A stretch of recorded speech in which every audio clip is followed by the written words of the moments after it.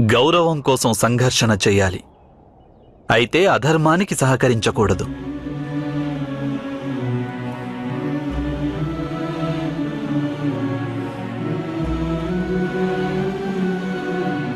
తమ హక్కుల కోసం ఖచ్చితంగా పోరాడాలి, కానీ తమకు హక్కు లేని దానిని పొందాలని అనుకోకూడదు. అంటే అర్థం ఏమిటంటే అంగరాజా, ఎంత పెద్ద పర్వతమైనా చిన్న నదిపై కూడా అధికారం చూపదు. నదిని అడ్డుకోవాలని ప్రయత్నించే పర్వతం ఏదైనా ముక్కలు కాక తప్పదు. నది మీది హక్కులు కేవలం సముద్రానికే ఉంటాయి.